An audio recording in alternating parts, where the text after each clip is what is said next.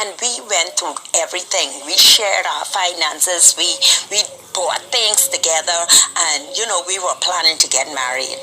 Unfortunately, I got sick.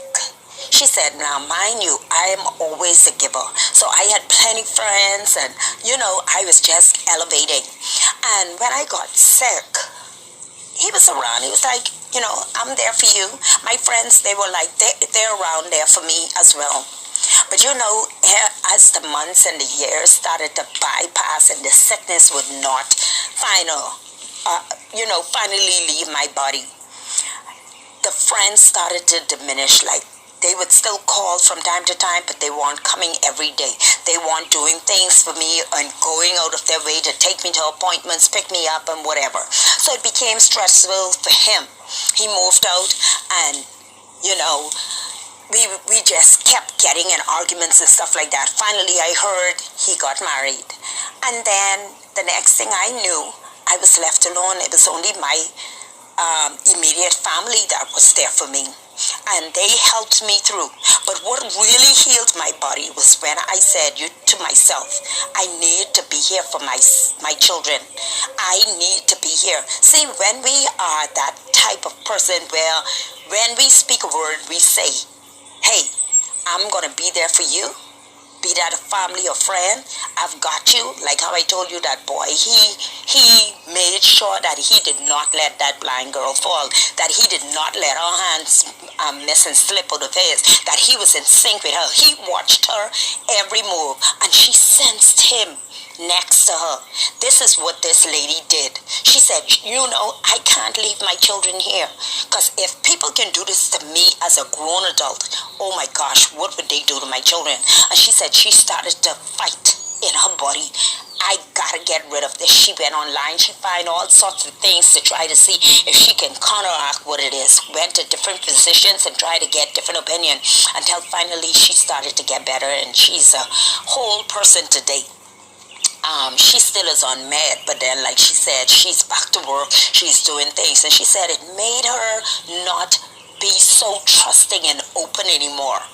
And it started to make me even think in that too.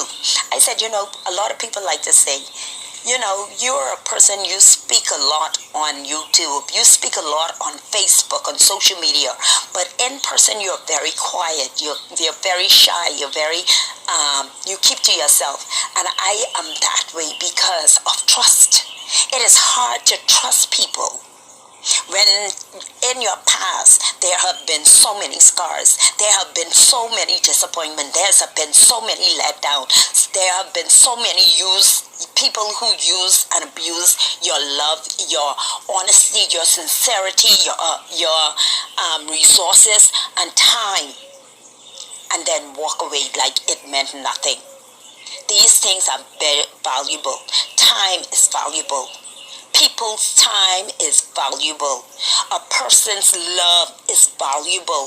A person's resources is valuable. People have to work hard, some 2 and 3 jobs to make 5 cents, and then you could take that and think that that is nothing. People's skills and talents and ability, you use people to get elevated and then walk away. Or trample over them, talk about them, scandalize their name, and pretend that it didn't happen.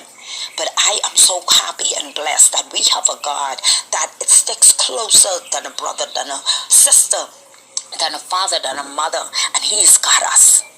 He has us. When we fall, we can count on Him.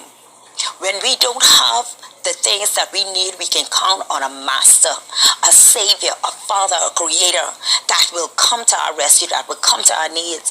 And so when you see people, some of us, we have climbed up the social status, not because we have been bullies, not because we have trampled on people, but because we have been used, and God came in and He said, something, now is your Joseph mountaintop move.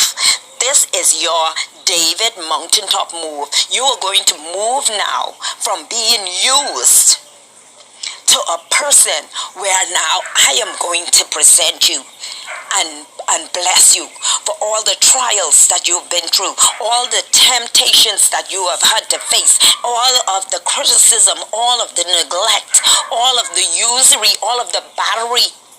When I looked at some of the ladies in the church where I go, I say to myself, I said, look here, these men are walking around stiff-necked and smiling, and you're seducing other women in the church. Not only that, you have other women out there that you know that your wife knows about, and you're mistreating and mishandling this jewel that God has given to you. And people look at these married women and they say to themselves, oh, why he with her? She don't dress properly, or she doesn't look as pretty as me, or she isn't shaped as well as I am. It's not the shape of the body. It's not the flattering of the eyes. It's not the beauty. It's not the glamour. It's not the professional status that the man is looking for when he chose that mate, when he chose his wife. But he is looking for the oil that is in her, the oil that has brought her to be acceptable as a woman of valor, of being titled a wife. Those women that have been with those men who have been gamblers, who have been cheaters, who have been slanderers, who have lied to them over and over, who have stolen from them time after time. And guess what? They can still run back to them and they are forgiving. Would you do it? Some of these women, they would not do it.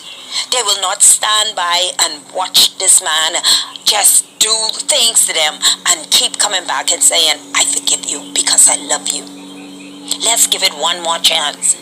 But yet, they are the same ones that will look at another lady and say, hey, why does she have that man? I can do better. Yeah, you can do better because you're only with him for a couple hours. But what about when